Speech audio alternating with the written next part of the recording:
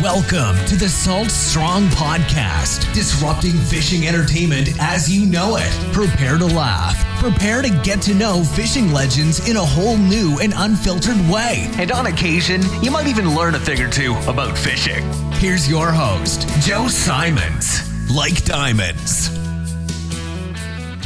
The Moral War updated. Hey guys, Joe Simons, Like Diamonds, back again with Salt Strong Unchurched. Year and a half or so ago, I did an Unchurched episode called The Moral War. Just all the stuff happening in society with transgender stuff and the fact that now porn stars are more famous and make more money than really good people doing awesome things in America. The list goes on and on and on. And I wanted to do an update with a few things that I'm personally seeing and personally experiencing, and a little bit of a challenge. As you know, I like to throw out challenges to you amazing listeners, and I'll just kind of kick it off by saying this whole moral war is not going away anytime soon. However, it does seem like a lot of it is losing its luster. It's losing its momentum to, let's just say, the bad folks. And hypothetically speaking, let's just say it was the very, very far left-leaning liberals who are a part of a lot of this. And let's take, when I did the very first podcast, which I'm going to play here just so you guys can hear it, because it was, like I said, one of the most downloaded Unchurched episodes ever. It was a lot about Black Lives Matter and things like that were all the rage. And now you don't hear anyone talking about it. And for the most part, that whole thing is kind of self-imploded. People realized it was a scam. There was some really horrible people behind it, literally just trying to make money and stir up the pot by leveraging a bunch of very left-leaning socialist type of people. Pardon my French. So I guess two big takeaways that I just want to share before I replay the original episode. One, I do think if we let's just say, I assume you're listening and you're one of the good people, if you will, that don't believe in a lot of the craziness, stuff that literally just doesn't make sense out there.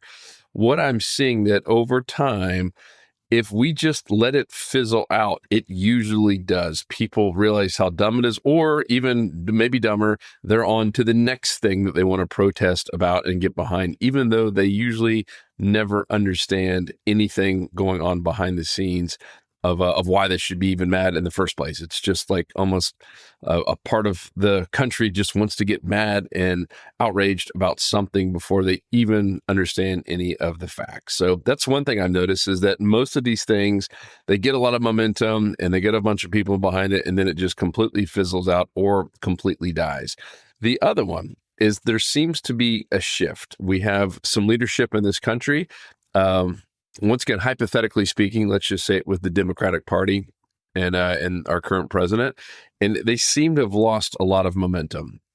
People don't feel rich right now, right? We got inflation. I mean, the cost of everything has gone up significantly.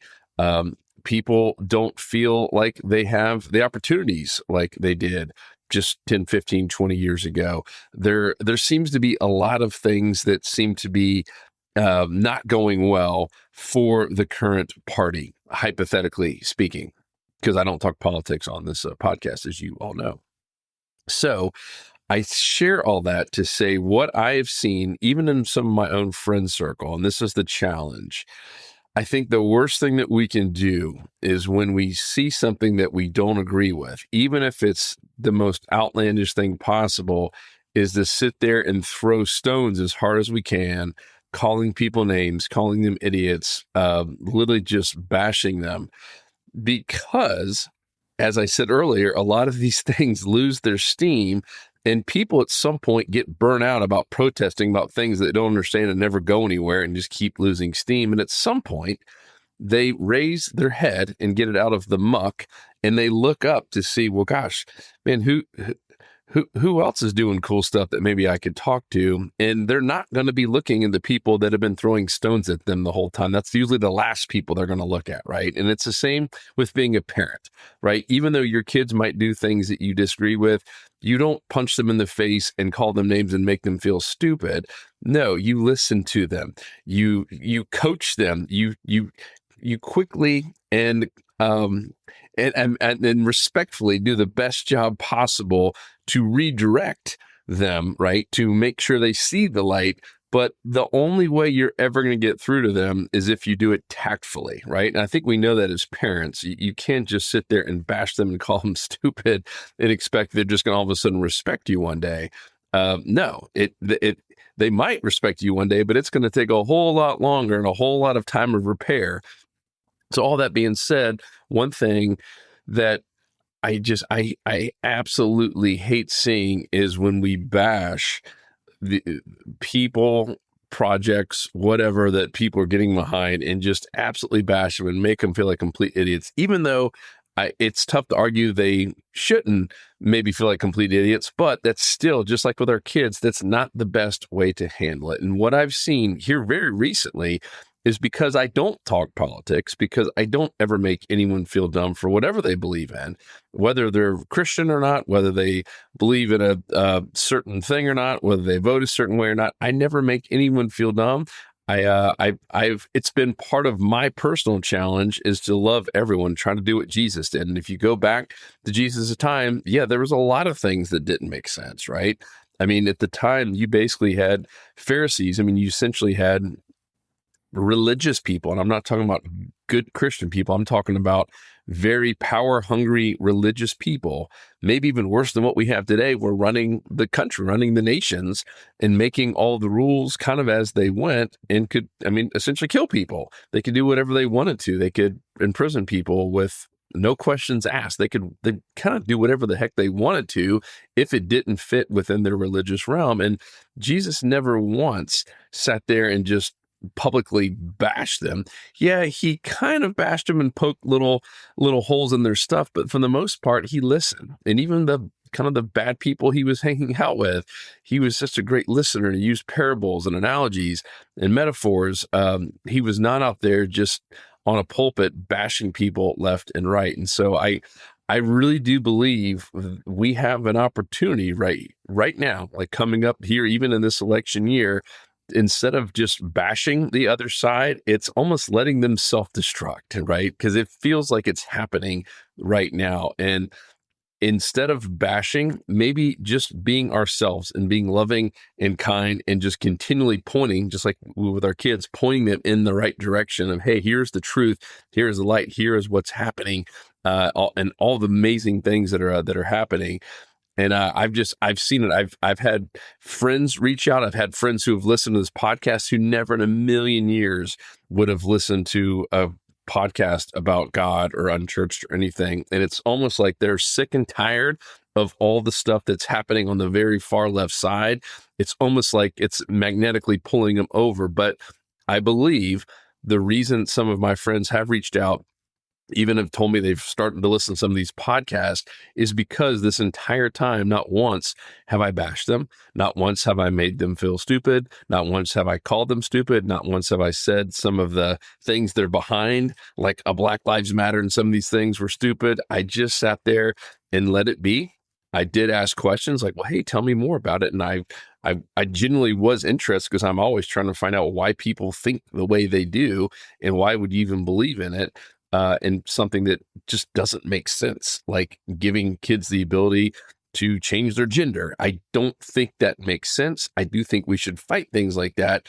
At the same point, just throwing stones as hard as we can and calling everyone else who believes in that stupid is usually not the best form. It's more, do what Jesus did. All right, let's talk about the big picture. Let's talk about maybe why that might not be a good idea.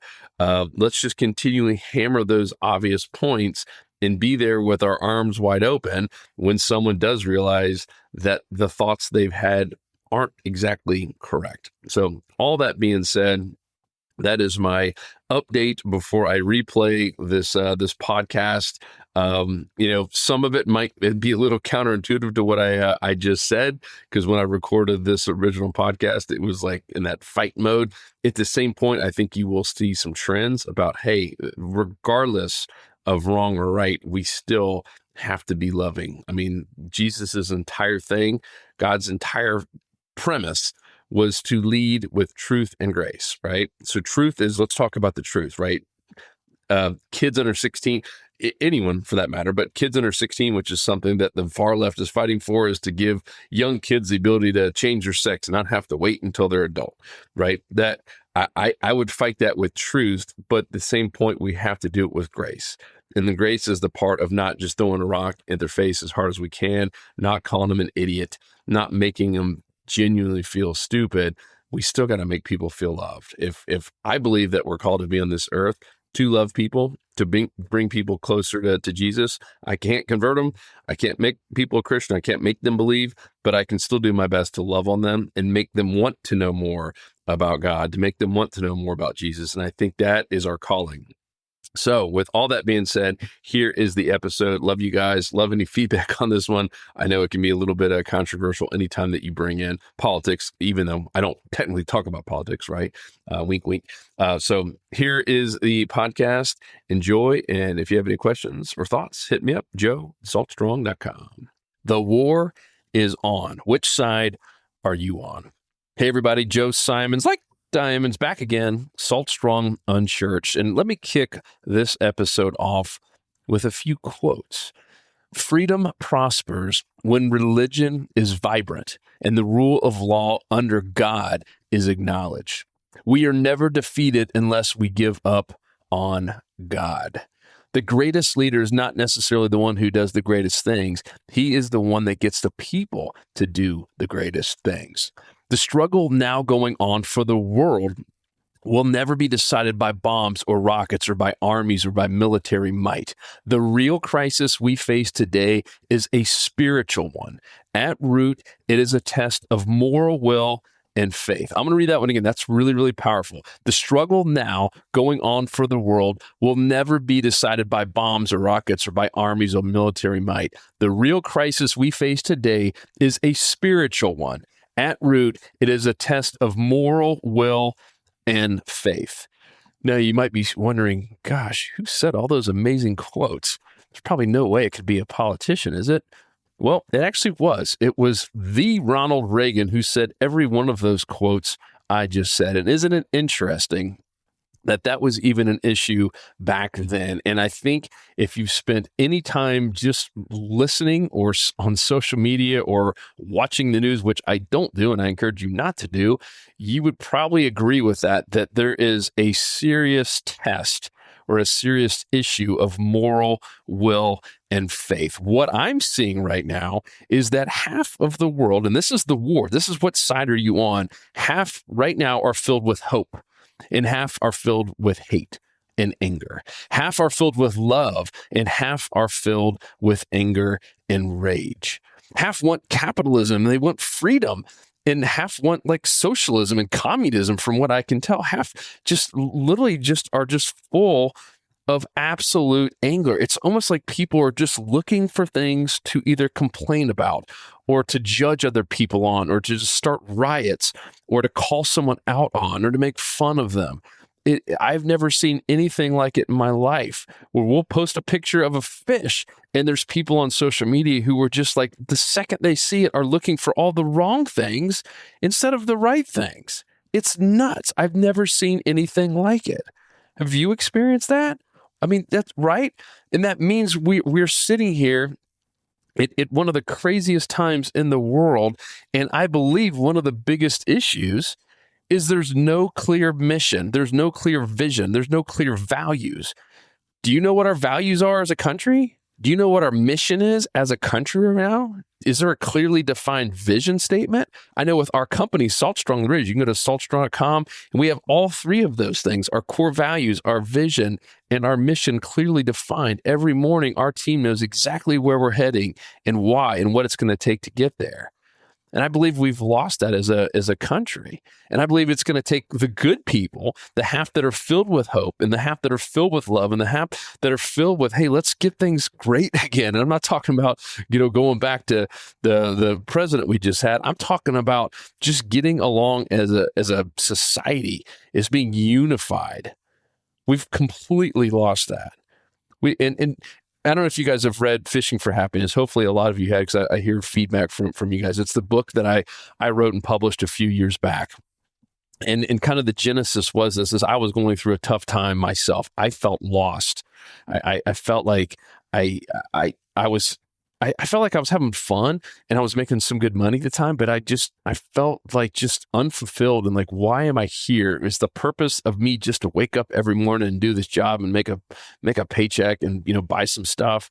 There's got to be more to it than that. And so I went on this quest to read all of the best personal development books out there, books on success, books on money, books on love, books on faith, books on just some of the best books of all time, some of them going back 150 years, some that were written in the last 10 to 15 years. And what was really interesting, it boiled down to 4 things that every single one of these books had in common. There was 4 things that every single one of these self-help or self-development or personal development books had that basically said, if you do this, then you will get closer to succeeding. If you do this, you will be more fulfilled. And this can apply to both personal and even to cities and states and municipalities and in countries and nations. And can you guess what the very first one was? Well, it was to have a very clearly defined mission, a reason you get up in the morning. And that means mission, purpose, right? Your why. And I don't think this country has any clue what that is today. I'm not sure that I know. And I'm certain if we went down to any large city and just asked 100 or even 1,000 people, can you clearly define the mission of our country? Can you clearly define where we're headed right now? And you would have answers all over the place. And I don't think you'd even see a regular pattern. In fact, I think it would be completely irregular, right? Because you got half the country who thinks we're going one way and wants to go this one way. And I think there's a lot of evil. I really believe there's this God and Satan right now. I mean, this is a spiritual warfare. Right? As even Ronald Reagan talks about here, that some of the bigger issues are when you start kicking out God of our country. You have half of America right now that absolutely wants to just get rid of the word God. They want to get rid of the word Jesus. They want to get rid of the word Jesus Christ completely out of our vernacular. They think it is causing more harm than good. And then you have the other half who believes in God, who believes in Jesus Christ as our Savior and wants that out there. And so I don't believe you're ever going to be, as a country, going to be able to succeed if you have 2 different parties thinking completely different. And I'm not talking political parties. I'm just talking about in general. Like half the population believes one thing and half the other. At some point, there will be a war, and it'll be a spiritual war. It will be a battle. And I believe something is happening now. It just feels like something is happening. I mean, I think you'd have to be numb to think something isn't going on right now. And it's tough to put your finger on why or where it all started, but something's going on. If you read the Bible and hear the stories, they all went through similar things where there's just all this tension of Christians and people who wanted to do good, who wanted to be loving and wanted to follow God and wanted to talk about Jesus Christ in our lives. And then you have another group who wants to just destroy it. And that's a war. That's a side. It's good versus evil. It's God versus Satan. And I feel like it's happening right now. And I've been a little bit remiss to talk about this because this is a deep subject, but I just hear about it more and more. And even within our own circles, right? Even as Christians, there's a lot of people who just have no clear vision, no vision. I watched the 12 Stone. It was the church that we went to in Lawrenceville, Georgia. And the pastor, Kevin, was up there. It was a rerun. As I think I've already spoke on this a little bit before, but he was talking about how in his 30 years of being a head pastor of a now really large church, started with 25 people, now has 10,000 people. He's like, I have never been personally attacked so much as a pastor in my entire life. And he's like, the sad part is none of the attacks are coming from non-Christians. the attacks he's getting and the threats he's getting are from his own church members. And he actually read them off live there in his sermon. And the first one would say, "Hey, Pastor Kevin, I'm leaving 12 Stone because you didn't mention Black Lives Matter enough." And then the next one would say, "Pastor Kevin, I'm leaving 12 Stone because you did mention Black Lives Matter." And it just went on and on. "I'm leaving 12 Stone because you didn't say that we should vote for Trump." And then the next person says, "I'm leaving 12 Stone because you didn't say we should vote for Trump." And it was just crazy. It was like, I can't make this stuff up. And he's like, we have people who have just no clear vision. It's almost like them, like, us, his people in his church are looking for things to complain about. And usually that happens. And even looking back at my life, the reason I went through that 300 book process, took 5 years to do that, is because I had no clear vision. I had no idea where I was going. I had never taken the time to even think about it. And I know there's not that much we could change today, like in the snap of a finger with our own country, but you can start with yourself. How many of you have a clearly defined mission in a vision, even just core values for your family? I'm willing to bet most don't, because I didn't forever. And I still struggle with it. But every year I write that stuff down and we talk about it as a family. We kind of have a word that we're kind of running on for the year.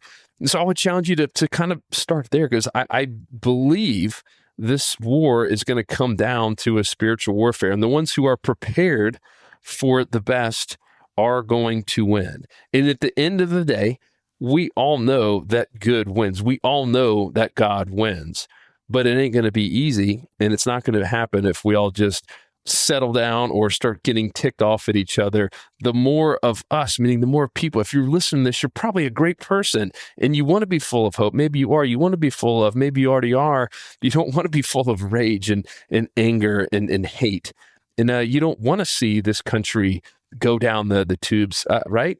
But there are some people who do, or at least they don't see the problems with the way they're acting and behaving and cutting people down and just being full of absolute hate. I mean, spend any time on social media and it's very, very clear what is going on. So this is going to be an ongoing, kind of debate. And I'm going to bring some experts on to discuss this kind of spiritual war, this morality war. I mean, look at who's celebrated today, right? We don't celebrate the pastors and even the good police officers and all the people who are doing amazing things, the doctors, the nurses. Guess who we celebrate? Guess who's got the biggest Instagram accounts? The porn stars, the people who are doing absolutely just horrible things and guiding people down horrible. I mean, it's embarrassing to see some of these people who get so much attention and they're just like put up on pedestals, right? And they're horrible people. I mean, doing absolutely horrific things that we should be and used to be embarrassed about 40, 50 years ago. And now they're celebrated. And that's because, as Ronald Reagan said, we've lost our moral compass. The morals have been completely thrown out the door. The values have been completely thrown out the door. Now, like, we're all into cursing as much as we can and getting drunk and all the stuff, the rappers and all the music you hear about on there. And yeah, this has been going on for years. Porn and all this stuff is not something new. There's always been music that has appalled some people, but now as a society, as a culture, like, we've hit an all-time low. But take all that stuff out of the picture, the bigger issue, even if all that was there, we've hit an all-time low because we've absolutely lost clarity on our mission. We've absolutely have no clarity on our vision, and values and morals have been completely thrown out the door. And eventually, countries who go down that path, who were just completely divided, who were not united at all, and lose all their morals, take God completely out of their lives, they will perish. And I don't want that. I don't want that for me. I don't want that for my kids. I don't want that for my grandkids. So it's going to come down to us. At some point, there will be a war. At some point, the good will be pushed hard enough or far enough that they have to fight back. And I don't know what that means. I have zero idea. I'm going to keep praying on this, and I hope you do the same. And I'd love your feedback on it. And I'd really love to hear if you have any experts on this. I'm certainly not one, but this is one I just wanted to hit record and just kind of chat through it because it's been on my mind. It's just been bugging me for the longest time, just watching what's going on out there. And golly, it's scary for my kids. Just to think they might grow up in a world that's just, communist and socialism and full of hate and have no religious freedom, right? I mean, that's not off the table. That kind of stuff can happen if you get enough wrong leaders in there and you get enough people to back them up who are full of evil. It can happen. And that's exactly what Satan wants to happen. We can't let that happen, guys. So I'd love your feedback. You know how to reach me, joe@saltstrong.com. Let me know some experts to bring on. Let me know other questions or ideas you have on this. I'm just scratching the surface here. This is just a quick little 14, 15 minute clip here just to get the conversation going. But there is a war out there. It's a moral war. It's a mission war. It's a values war. It's a vision war. And once again, I am just scared to death for our country if we don't fix this now. Let me read the quotes again by old Ronald Reagan. Freedom prospers when religion is vibrant and the rule of law under God is acknowledged. The struggle now going on for the world will never be decided by bombs or rockets or armies or military might. The real crisis we face today is a spiritual one. At root, it is a test of moral will and faith. We are never defeated unless we give up on God. I'm going to end it there. Ronald Reagan. Guys, thank you so much. Love you. Let's be filled with love. Let's be filled with hope. Let's be filled with a clear vision and a mission, and spend some time, maybe even right now, just writing down. You don't have to spend weeks on this or even days. It could be done in 20 minutes. Just talk about a mission and a vision and kind of some values for your family. Where are you guys headed? What do you want to be known for? When you die, what do you want people to be saying about you? And usually the best way to get there is to start with a clearly defined vision and then back into it. So I hope that helps. I'm excited to talk more about this just kind of crazy war and who knows what this is all going to look like. But man, I am praying hard on it every single day, and I hope you do the same. I'm out. 'Cause vision, it's in my soul.